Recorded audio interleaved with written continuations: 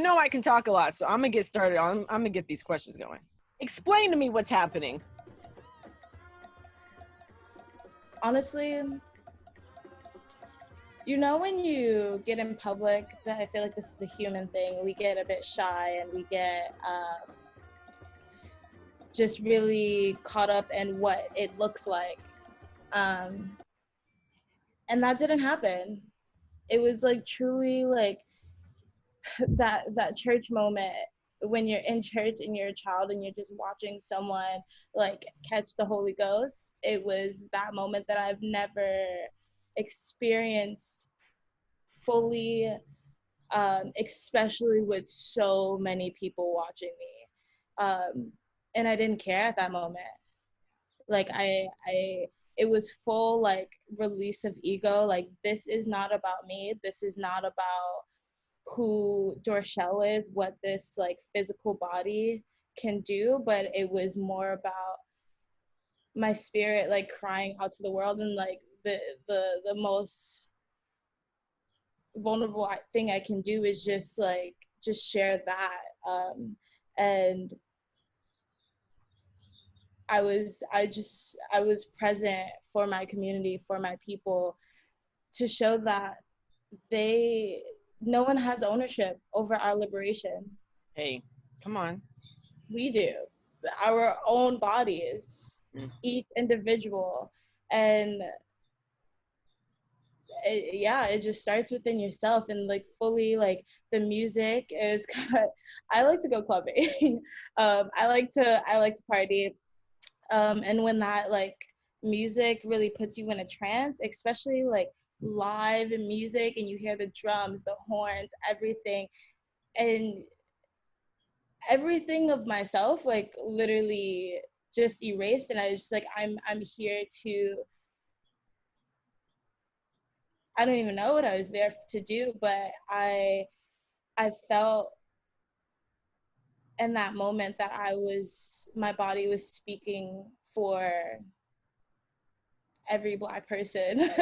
Just like the release that we collectively need, the healing that we collectively need, the joy that we collectively like we're all seeking during this time. Yes. I saw that John Batiste, the musician, organized a protest in New York City, and he put a call out on Instagram, and then you took that and organized some of your friends that are dancers to join. Is that right? So I danced with Lonnie Landon, and so Lonnie and Rachel, who is a connect with Public Records, which is also another place that I like to go clubbing, but they also have a platform online where they show digitally dance with musicians and then show choreography. So Lonnie and Rachel are both working together to create this platform called Four Voices. And so through that, John was already going to be performing that week. And he just was like, no, like this is a call to action. Like, I need to use my voice, use what the universe gave to me, the gift that I have, and enlighten the world. And they called me, I think that was the Friday. Yeah, the Friday before, and was like, so John wants to know, like, dancers, like, do you want to dance? Can you get dancers? Can you, like, how big can we make this? Also, it doesn't have to be big. Do you even want to do this? Can you dance right now? Type of situation. So they called me, and like that Friday, I had a Reiki session, which I'm like forever grateful for, because I was not in the best place. I was really like, not there. But the energy transfer definitely like rejuvenized me and really like reset my engine. And so after that, I was like, okay, like, this is an opportunity.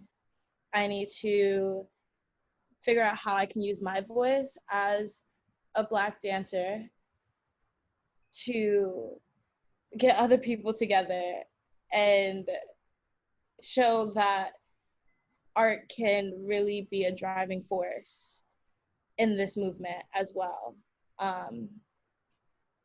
And I think that's also important for young kids to see, for the elderly to be like, like there's like some light and hope, and it's not all glim, and it's not all depressed in a way. Yeah, so they called me, and I was like, oh my goodness, like it's okay, like that's tomorrow. Okay, gotta get it together. So called my people. I was like, sup, we gonna do this, we out. Instagram, collected some people, emails together, and yeah, it happened. We met at Union Square, and I was just like, this can't really be organized, because like people like try to organize dance, and honestly this time I personally am a strong advocate for improv. And yeah, I can't, I'm not gonna harness someone's expression, especially during this time. I don't want to do that. I can't even harness my own, I can't control my own expression. So I was just like, we're gonna go with the flow. Also, like, I was on FaceTime with John before, like the Friday before, and I was like, your energy is the one. I thank you for re-inspiring me to use my artistry. Because he was just like, we were on the phone, we were just like smiling and laughing at each other. It's like, that's what I needed to see. Like, that's what I needed to feel at the time. And I was like, I knew that Saturday would bring so much joy to so many people. Was there any, spoken collaboration between you and John? Not really. When you got there, was it like, okay, we're here, boom, and then it just happened? Yeah. There needs to be no words. Like, we were on the same page. Like, this is for our people. We are the people. We want to give back, and we want to speak out. This is our way to speak out as artists. Who took those photos? When I tell you, I was just like so overwhelmed. There was so many. There were a lot of people. Okay. A lot of people, and then like people, I would see it on someone else's story, and then I'll be like, wait, like, who's that? Can you send me this? Is like, so you were like picking it up afterwards. Like I didn't even know. Like, it was so, that protest, I almost passed out 3 times, like, honestly. Like, I was drinking so much water, but my spirit, it wanted to like fall so many times. You were purging a lot of trauma. And I had to leave. Like, I removed myself out of the group. Like, they kept going. I mean, we were dancing and marching for hours. Like, we marched from Union Square to then Washington Square Park to then all the way to 36th Street. Like, it was just a long, and they kept going. And I was like, honestly, like, I gotta tap out. Yeah. I really commend people that go to protests. I'm not the one that usually does that, especially now with coronavirus. And I also, I mean, I can't fight, so there's, I don't have hands. No, joke.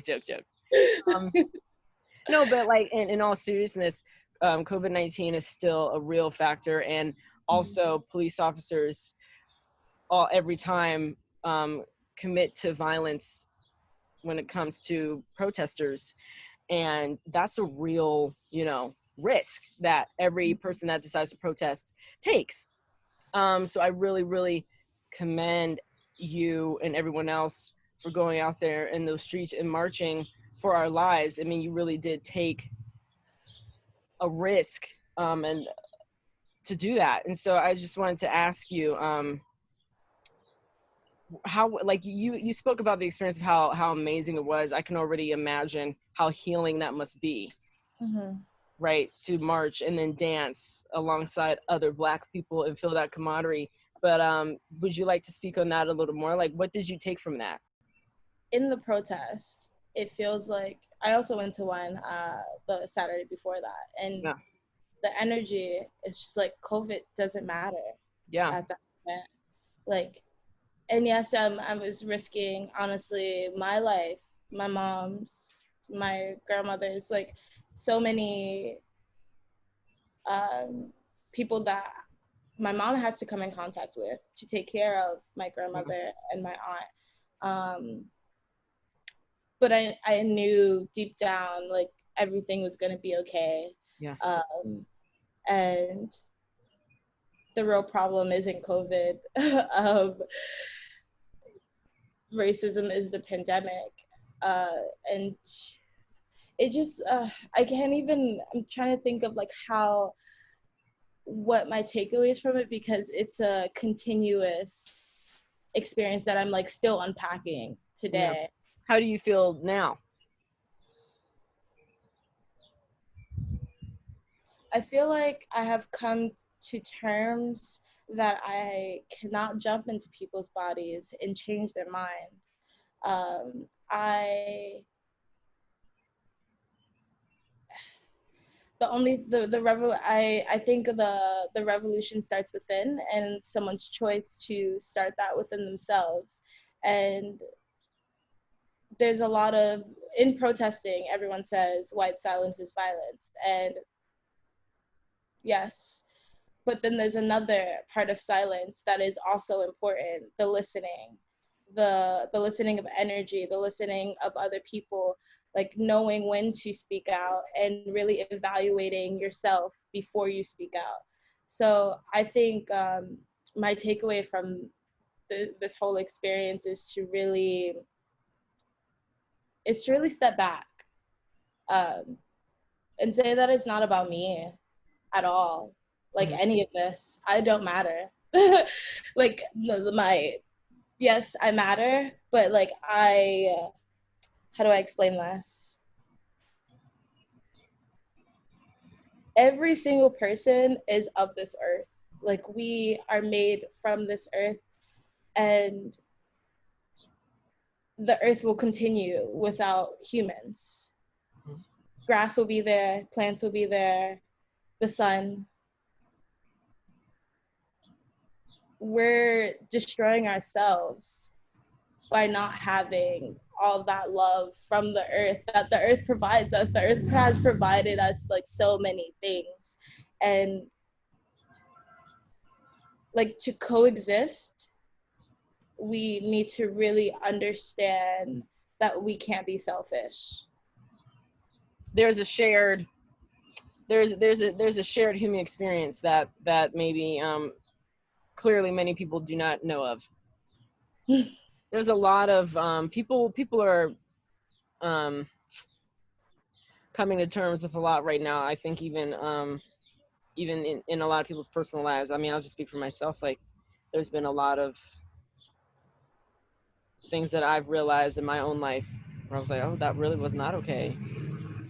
You know, and I think the current political and social environment is just ramping that process up a bit.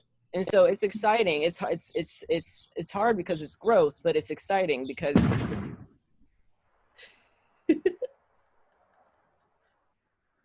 I've said enough. Last thing that you would like to say? Anything you'd like to share? I just think everyone's voice is valid. Mm-hmm. Everyone's activism in their own way is valid. Mm-hmm. And in order to unite, we have to first go within ourselves and love ourselves first before we can love on other people. Yeah, art is about vulnerability, and it's hard to do that. It's hard to always like show. It's like Martha Graham, like literally like why she has the cups of the hand and why there's a pleading. That the information, the vulnerability in your body will read way more than screaming, I think, because energy is so powerful. Mm. Yeah. That's on that, period. Period. Dorchel, thank you for talking with me. Thank you for talking with Of me. course. I'm great. Mwah, bye. Bye. Hope all is well.